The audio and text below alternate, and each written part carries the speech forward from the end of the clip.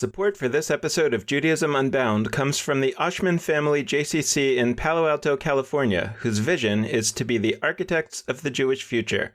The Oshman Family JCC is an incubator for new expressions of Jewish identity. It creates innovative Jewish learning, celebrations, and arts programs that inspire personal connections to people and ideas from across the Jewish world. Learn more at www.paloaltojcc.org. This is Judaism Unbound, episode 240, Hebrew Priestesses. Welcome back, everyone. I'm Dan Liebenson. And I'm Lex Rofberg. And today we're going back to our series on the past, the present, the future of the contributions of women to new paradigms of Judaism. Over the last couple of episodes, we talked to Pamela Nadel and Judith Rosenbaum about the contributions of women, mostly from the past. And today we're turning our attention to the present. And today we begin that exploration by learning about an organization that, speaking for myself, I've been fascinated to learn more about for a really long time. Because Kohenet, the Hebrew Priestess Institute, has done something that I've been talking about for quite a while, trying to play with this idea that maybe if we're in a paradigm shift in Jewish life, maybe everything has to shift. And maybe some of those things include the very titles that we use to describe Jewish leadership. And we've talked about before that when new people are brought in to the world of those who are making the decisions, or even more than making the decisions, who are creating or recreating the thing is going to change. So Kohenet, the Hebrew Priestess Institute, is a training program in spiritual leadership for women on a Jewish path. They also describe themselves as a movement, a sisterhood, and a network of communities. Kohenet celebrates the sacred in the body, the earth, and the cosmos, holding the world to be an embodiment of Shekhinah, divine presence. That's often regarded as the feminine attribute of God. Kohenet reclaims the traditions of women from the priestesses and prophetesses of biblical antiquity to healers, dreamers, and seekers throughout Jewish tradition. Kohenet reclaims the centrality of ritual as a transformative force in Jewish and human life, viewing spiritual leadership as the act of holding sacred space, time, and soul. Kohenet honors the ways in which divinity appears to us in female form through our traditions, imaginations, prayers, dreams, ancestors, and role models. Kohenet is creating a paradigm of earth-based, embodied, feminist Judaism. Our guests today, Jill Hammer and Taya Shere, are the co-founders of Kohenet, the Hebrew Priestess Institute. They are also the co-authors of a book called The Hebrew Priestess and of a prayer book called Sidur HaKohanot, the Hebrew Priestess Prayer Book. Jill Hammer, in addition to being the co-founder of Kohenet, is the Director of Spiritual Education at the Academy for Jewish Religion. She is also the author of numerous other books, including Sisters at Sinai, New Tales of Biblical Women, a book of short stories, The Jewish Book of Days, a companion for all seasons, and just recently published, Return to the Place, the Magic, Meditation, and Mystery of Sefer Yetzirah. That's an important book of Jewish mysticism. Jill Hammer holds a doctorate in social psychology and rabbinical ordination from the Jewish Theological Seminary. She also holds the title Rav Kohenet. Taya Shere, as she describes herself, plays passionately in the realms of transformative ritual and embodied vocalization. Her chant albums, including Wild Earth Shebrew, Hallelujah All Night, Torah Tantrika, and This Bliss, have been heralded as cutting-edge mystic medicine music. She has studied the folklore of religion and is also trained as a somatic experiencing practitioner. She co-leads Makam Shekhinah, a multi-religious Jewish Sufi spiritual community, teaches at Star King School for the Ministry, and mentors emergent spiritual leaders in embodied practice and counter-oppressive devotion. She also holds the title Rav Kohenet. Jill Hammer, Taya Shere, welcome to Judaism Unbound. It's so great to have you. It's wonderful to be here. Thank you. So I'm trying to think back to our previous episodes, and I can't think of folks who we've had on before who have introduced a new office into Jewish life. And it's really fascinating. It's something that we've talked about in a kind of speculative way, that if we're in a new era of Judaism, or we're on the cusp of a new era of Judaism, then perhaps like previous eras of Judaism, there are different offices to be held, different names that we might call our leaders to signify what they're doing that is different. Jill, I wanted to start with you because you were a rabbi before you were a priestess and before you created the Kohenet idea. And I'm wondering if perhaps a little bit of your life story could be helpful in understanding the way that you became a rabbi and then you said, wait a second, there's something else that I want to do here. My parents sent me to Hebrew school and Sunday school and all of those things, and I got really into Jewish text. But they were into gardens.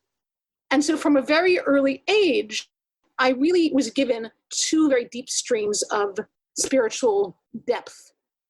One was text and story. I had books of myth and a Bible on my night table, and one was going out on the earth. And that has really fed me because when I'm in a sacred text and I start to feel excluded or grounded or ungrounded, I'm able to remember that for me, the presence of the divine exists in the earth and in my body. And that allows me to let the text have a voice, but not the only voice.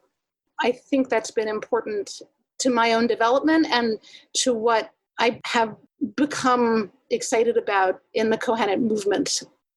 My path to the rabbinate really took a lot of turns, and one of the turns that it took was a very deep interest in women's leadership in the ancient world and in modern feminist creativity in the present. So that was always a very big piece of my journey. And in rabbinical school, what I discovered was that, that was very much considered to be a side issue.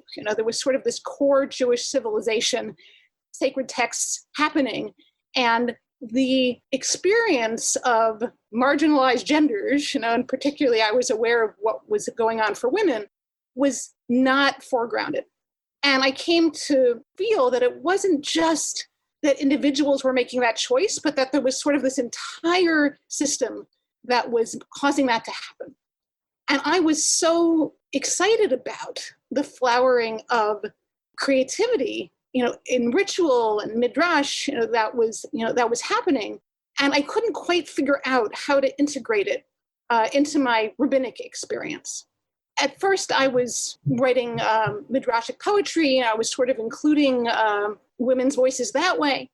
And then eventually, I became really excited about thinking of the lineage of these other spirit workers, who were considered not important as a core resource of Judaism, that it not be considered some kind of side issue, and they hadn't been seen. They were literally invisible in my rabbinic education. And I thought the way to make them visible is not just to have rabbis, who are women.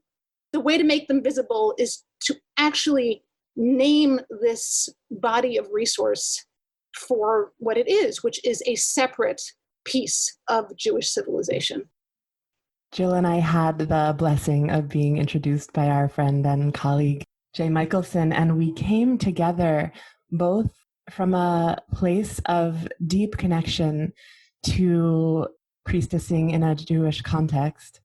I come to this work with deep roots in priestessing, and when I found my way back home to Judaism, was so delighted to find the paths of Jewish women's spiritual leadership so present and available, and yet not what I had received at all in my mainstream Reform Jewish education growing up. I felt a deep call to heal at the roots of tradition. And for me, that meant to be not only in what you've named as beginning a new office for Jewish clergy, but actually remembering an ancient one. Our focus inside of Kohenet Hebrew Priestess Institute is really one of reclaiming and innovating embodied earth-based models of Jewish feminist spiritual leadership. And we met for the first time virtually the week that Savina Tubal died. She is a foremother of Jewish feminism, of Jewish ritual magic, of priestessing. Her books, Shere the Priestess and Hagar the Egyptian, are way showers on this path. And we really feel that in some ways the Kohenet anchoring happened in the blessing field that was the portal of her transition. And there was so much vitality for Jill and I to be in this remembering and visioning of what's possible. And we had an amazing deep dive culling the 13 netivot, the priestess paths or archetypes that we work with from Tanakh, from the ancient Near East, from later Jewish women's history, that really have become at the foundation of our training program, our community, and our movement. Kohenet is really a braid. We're a clergy training and ordination program, and we're a sisterhood, siblinghood, and we're a movement changing the face of Judaism. And those strands can't be separated from each other. They interweave and are really together at the heart of what we're up to. So this question will be slightly longer than this, but it will boil down to what is a Kohenet and what isn't a Kohenet. That's the end game here, and what I'm curious to hear. But I have like one particular angle along which I'm kind of curious about that what question. But I think a lot about one of the more hilarious names of a Jewish organization in history, which is the Old New Synagogue in Prague, which famously blurs what is old and what is new in a fun way for me, I think. And so my question is, I think people could understand Kohenet in two equally true ways, but I'm curious how you conceptualize it or how you blur those two understandings. One of those understandings is, Kohenet. There is, a very, very ancient word, Kohen, which is to go with the old new thing. It's old, not, a relic of the past, but it's old. And Kohenet is in many ways sort of a reclamation of that ancient term, but applied in a way that it was not applied at the time and opening it up specifically to those who are women. So that's one side, the old side. There's also the new side. In many ways, this is a new creation. This is a new leadership role that hasn't existed before in the timeline of Jewish history. There, of course, are many women who have played leadership roles, spiritual leadership roles in Jewish communities, but they haven't called themselves in the title sense a Kohenet in this way. I'm interested to hear from you the very few cases of gravestones that have used that title, priestess, Kohenet. But it's not like a common thread, like rabbi, like Kohen. So I'm curious, is a Kohenet a new creation?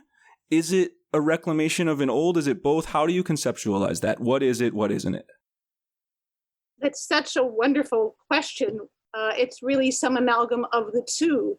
It's meant to remind everyone that women's spiritual leadership and the spiritual leadership of queer people and other marginalized genders is not new.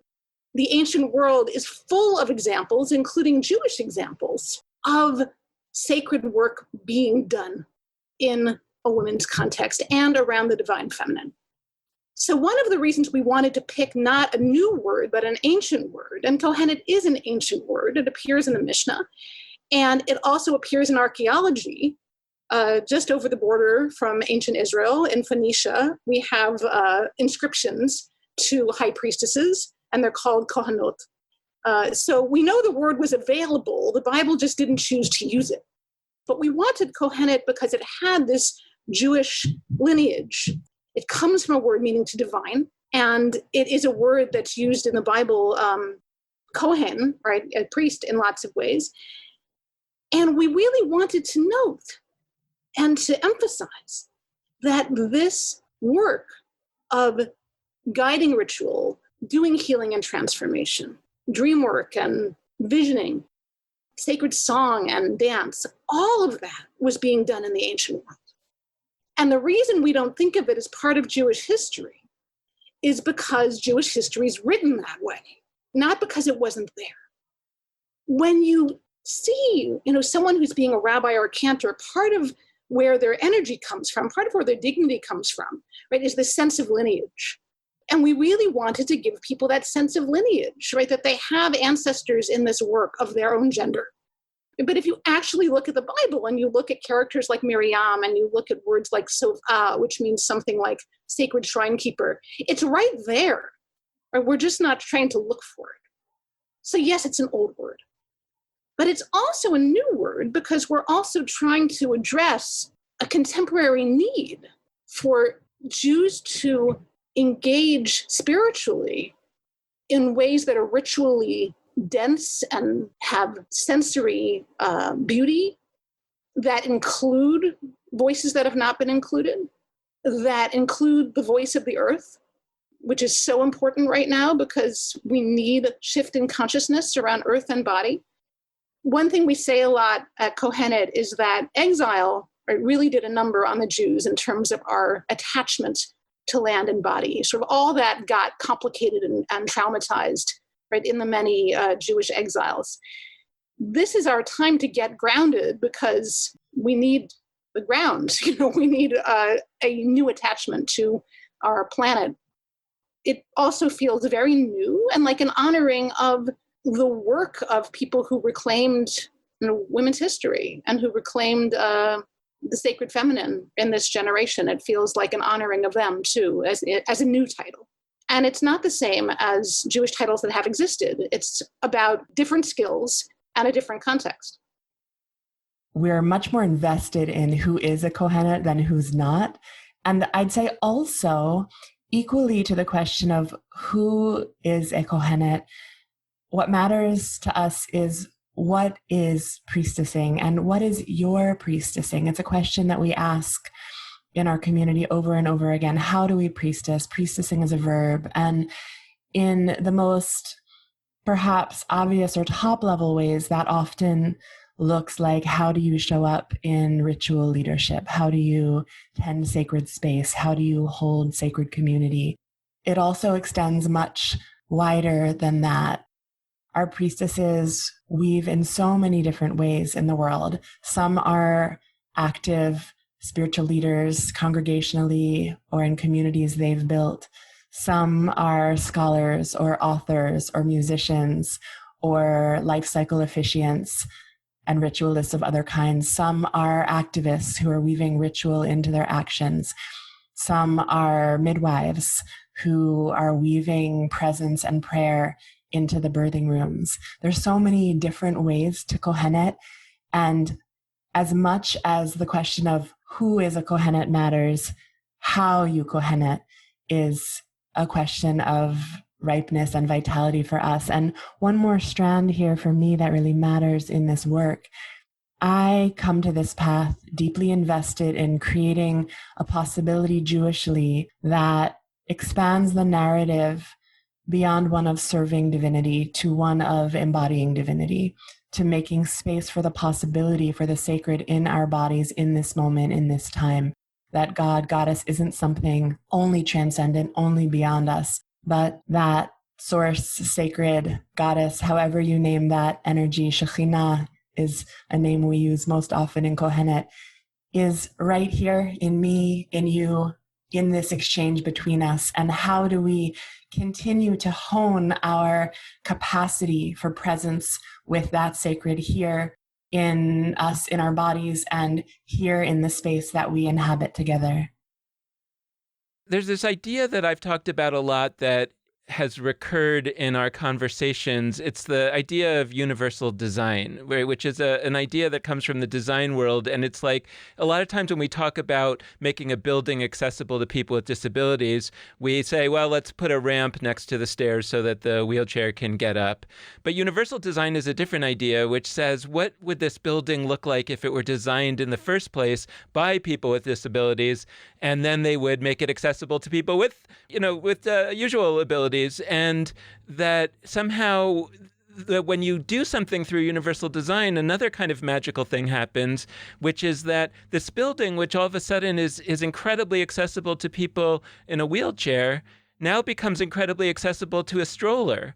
And it turns out that a stroller, for the reasons of our society, is more often than not pushed by a woman. And so that you've actually made this building accessible to women when you actually thought you were making it accessible to people with disabilities. And in a way, like, I'm curious about how you think about Kohenet in this metaphor, because it sounded like when you introduced it that there was a time when you went to look elsewhere for your spiritual sustenance. And I think a lot of Jews are like that. And I'm wondering in a way whether Kohenet represents, and if you could talk about you and others who are like you, how Kohenet represents in a way a version of a new way of organizing Judaism or experiencing Judaism that actually welcomes in all these people that didn't feel connected before. And I think a lot of times, like I think Joe was saying earlier, when we talk about feminism and we talk about the what has happened for women over the last 50 years in Judaism, it tends to be about, well, women were let into all these things that used to be for only men. And that's some version of normal accessibility. But Kohenet feels more like universal design. And I'm curious if you could share with us a little bit of who is seeking and why don't they come initially to Judaism, and how is what Kohenet is doing offering something really important and new?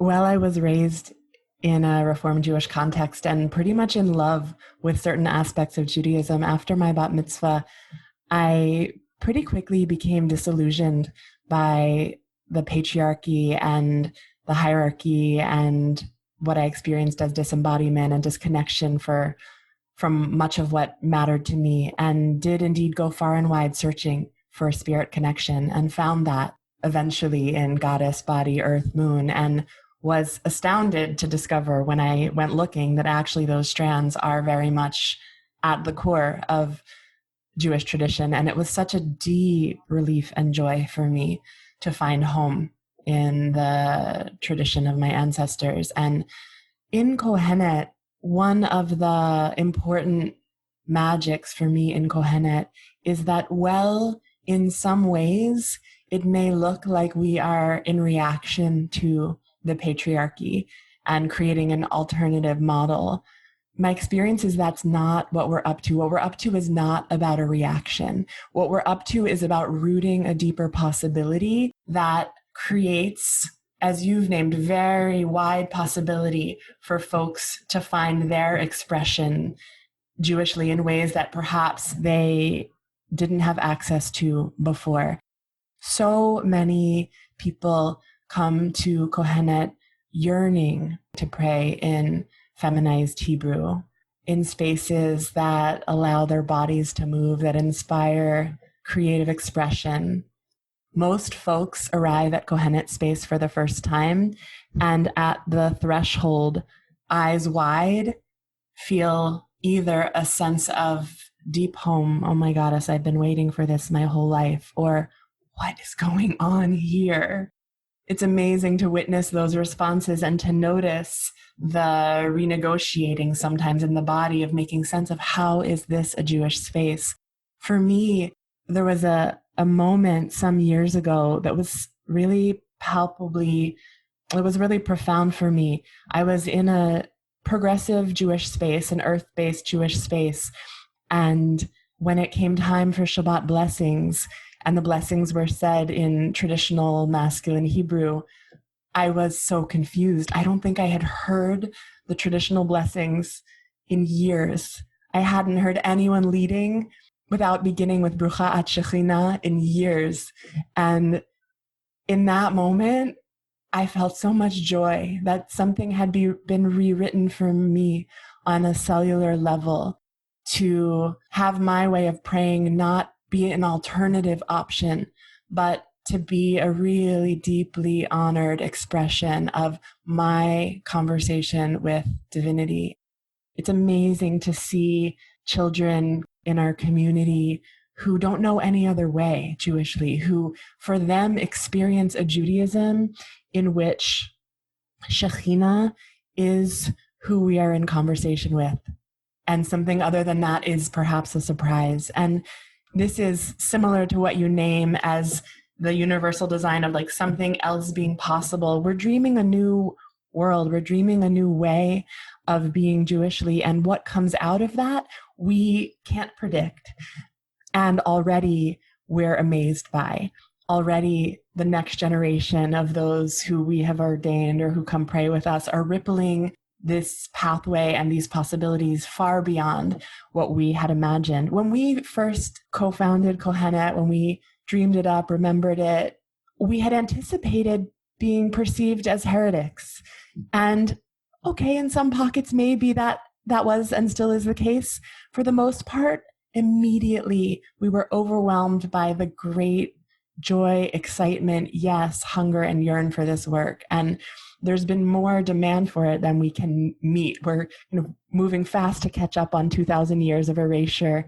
And the last strand I'll say here is you alluded in your question to many ways that contemporary Jews have gone far and wide searching beyond Judaism to find spiritual home, and the ways that we're seeking to create a pathway for those who want to find goodness that moves them inside of Jewish tradition. And in our experience, so many people have been searching for strands of resonance Jewishly without the heavy impact of systemic oppressions that have created places of disconnect at best and harm quite often.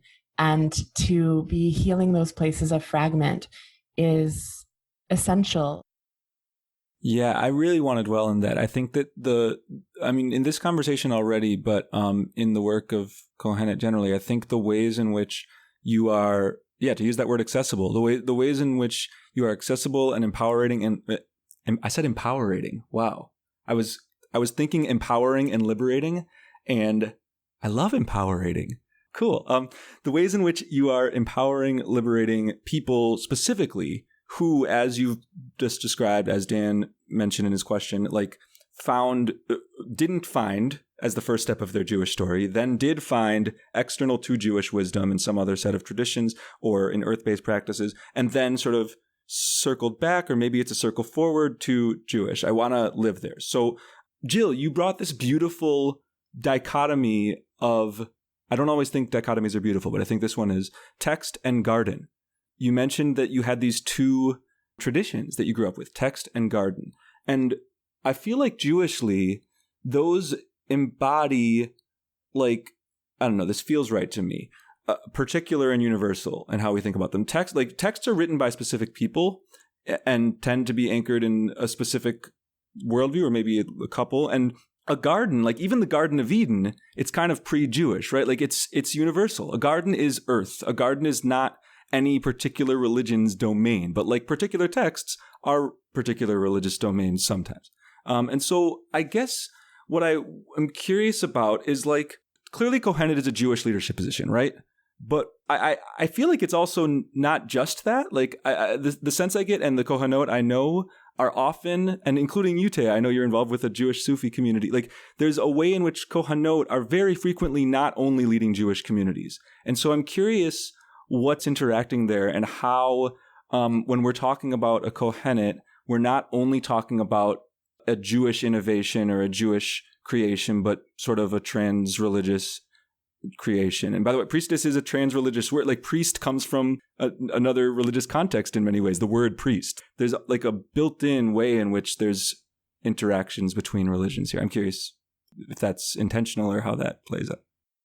One of the important things to us about the history that Kohenet draws on is that the stories and texts and archaeology about Hebrew priestesses can only be put in context if you understand that priestesses existed throughout the entire ancient Near East. You cannot understand why Miriam is dancing with a group of women with a drum if you don't understand that all over the ancient Near East there are illustrations of priestesses dancing together with drums.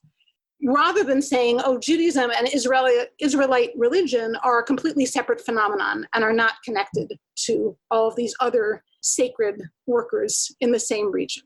And that's also true today. Kohenot are strengthening skills and are utilizing ritual technologies, from altar building to dreaming to amulet making, that are very specific to Jewish history in the way that we do them, but are also very universal in that every culture have some version of these technologies. We are deeply trying to draw on the Jewish versions of those technologies while recognizing that what they're tapping into is universal.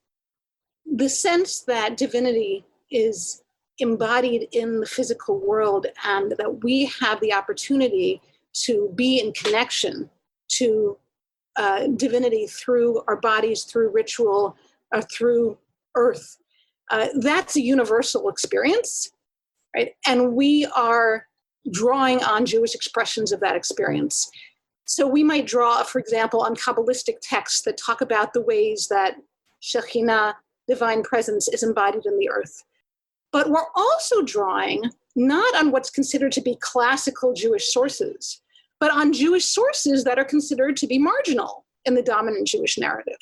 So in addition to studying Zohar, we might be looking at the incantations of Sephardic women healers who are working in Ladino. We might be looking at the gravestones of women who are called Kohanot, right, in the 1st and 2nd century. Dream journals of Kabbalists who talk about female dream workers that they went to. So we are drawing on specific Jewish sources, right, for this kind of work, and introducing our people to their ancestors in a completely new way. Yes, right, a female dream interpreter, right, in Sfat, right, who wasn't considered to be a great scholar, right, by the people who wrote the books, but who people went to for spiritual counseling and for prophecy, right? That person is just as important as the person who wrote the Shulchan Aruch, right, in the way that we work. As we're looking at text and historical roles, we're not only looking at ways Jewish women were honored or valued, but part of how we know how women were leading is by looking at ways that we were demonized, or that women were demonized in text, and roles that were devalued or prohibited. Even though those were things that we were told not to do, we know that women were up to them because we hear of what not to do. And we really are working to tease those strands apart and learn about pathways for leadership, not only in the stories, the few handful of stories we see where women were leading in ways that are valued, but also the ways that are denigrated. The ways that these women's work is termed are political. Someone who is doing spiritual healing and soul work, if they're male, might be called a rabbi, and if they're a woman, right, might be called a witch. And the political implications of those two words are very different. And we imbibe that. When we receive a Jewish education, we take that in. Oh, this is legit, right? That is not legit. We spend the entire book of Genesis, right, reading about altars, right? But then when we create them, right, at Kohenet, we use a central sacred space. Then there's a question, well, is that Jewish? Well, you just spent an entire season reading about it in the Torah. So it's a shift in perspective, right? It's also a shift in material. To be allowed to have an experience of the divine, whatever it is, right? To have an experience of being in connection to spirit without immediately being told, oh, that's okay, that's not okay. Oh, that looks like legitimate Judaism, or that draws on central Jewish texts like the Talmud, so that's okay. But, these other things like women making amulets or creating their own incantations, if they were men, that would be in the Talmud, right? But because they're women, that's not studied or it's not embodied. But it could be, and now it is, because our people are doing that, and it really enriches Jewish life.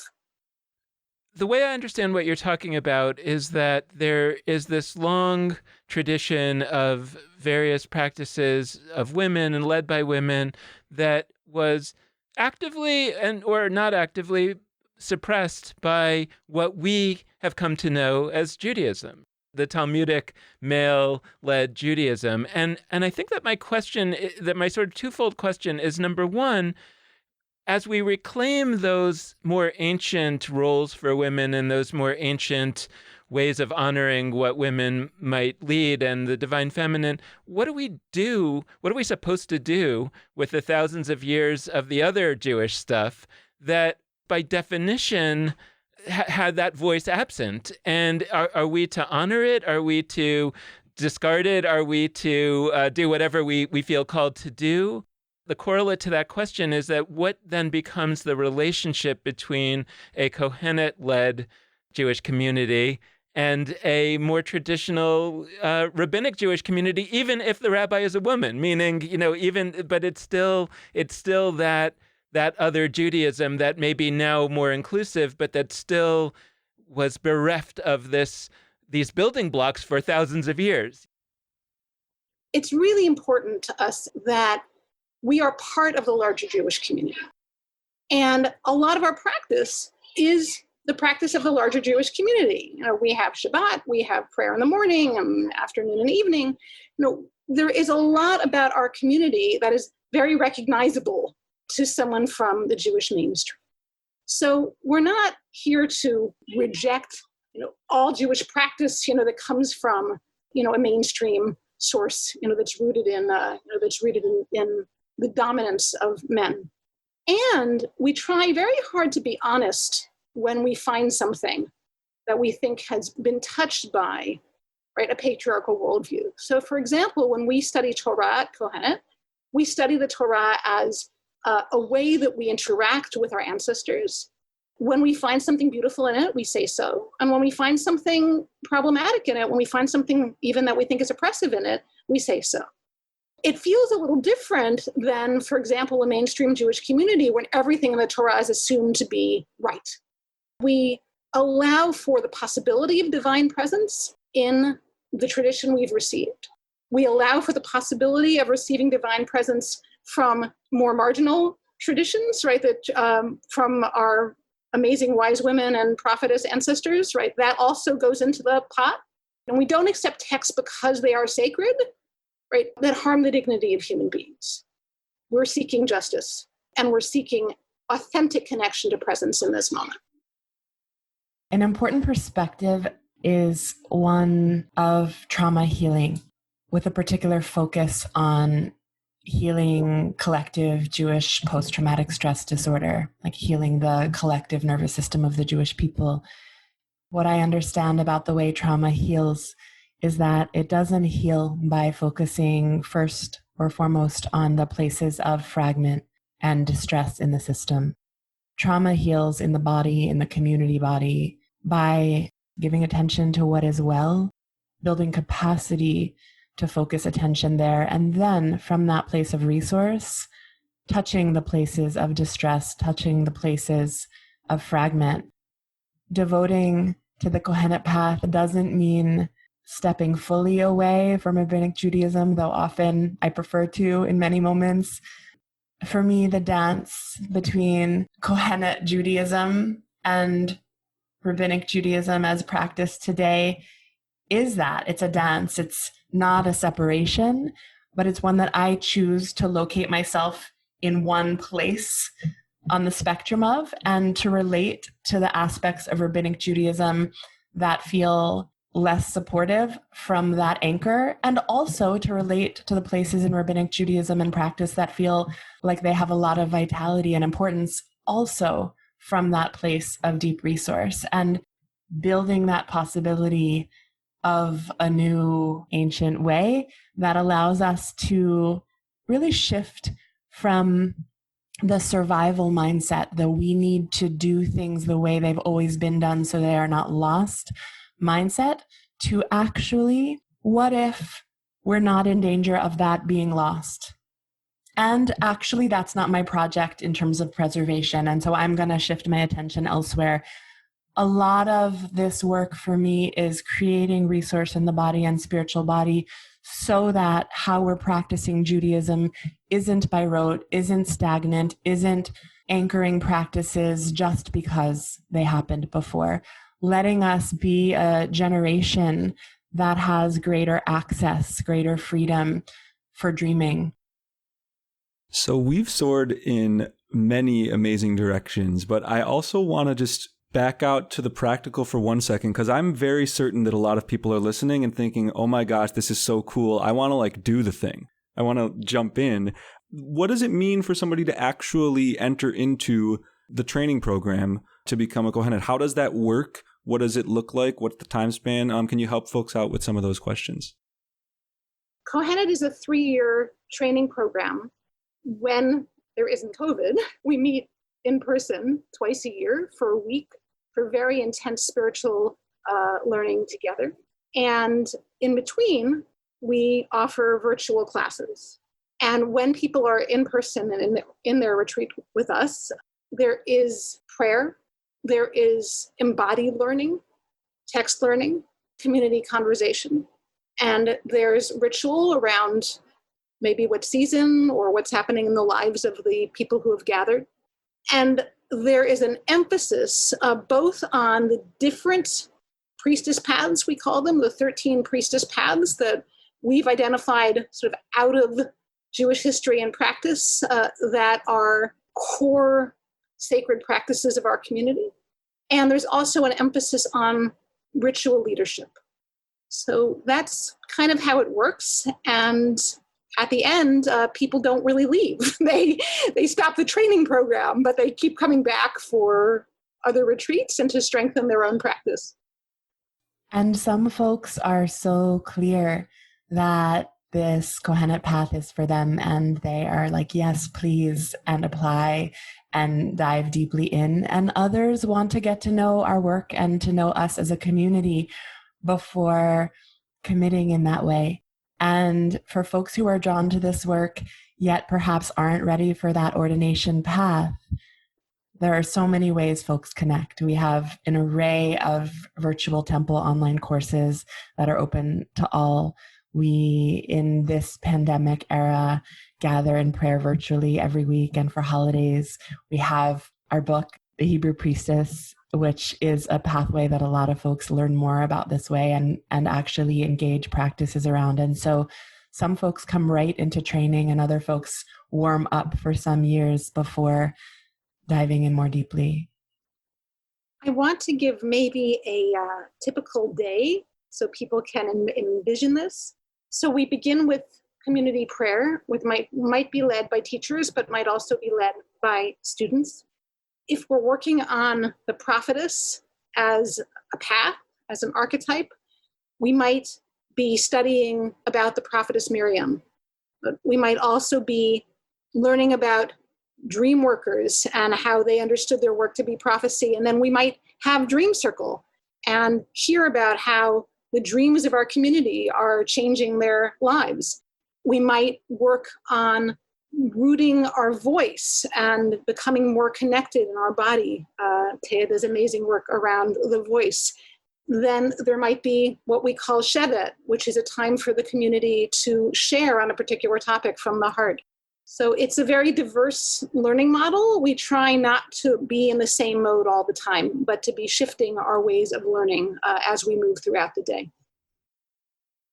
We're not a theology podcast, and people are sometimes surprised that we don't talk more about God. They're often not also, and sometimes really thrilled about that. But I do want to do like a little bit of a God moment here. And I want to invoke one of my favorite theologians, who I don't know that anybody has called a theologian before. I want to invoke Ariana Grande, whose 2018 anthem of our time is, of course, it kicks off with a verse that includes the lyrics, "When all is said and done, you believe God is a woman."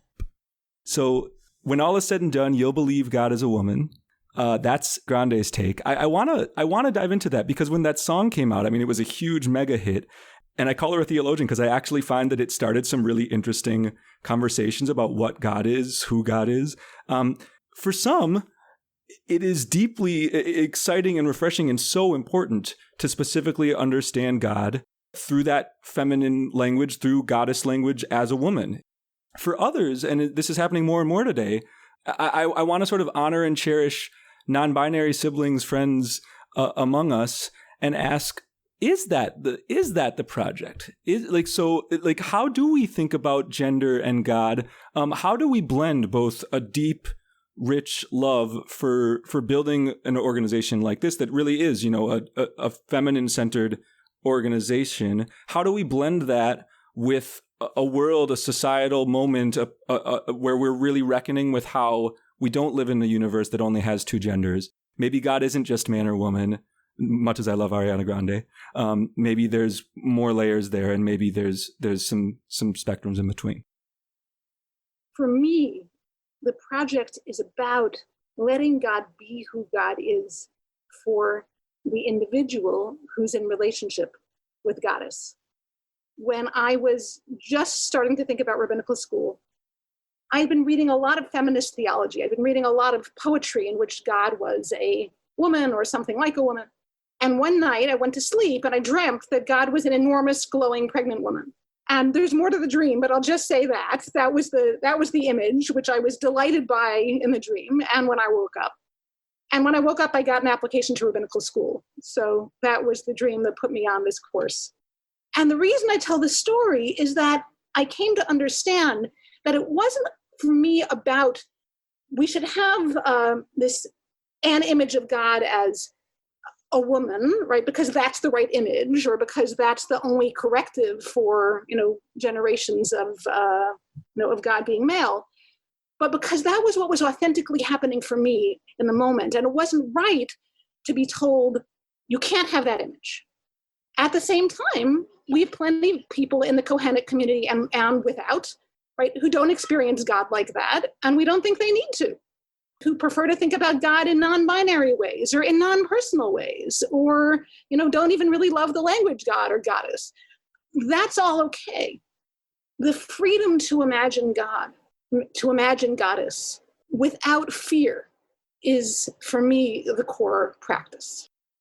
We have plenty of people in our community who have private or public devotions to God using male pronouns or non-binary pronouns, right, or female pronouns. And we have found that because people often grow up with a very instinctive feeling of, oh, God can't be she, right, the opportunity to pray to God with that pronoun can be very liberating.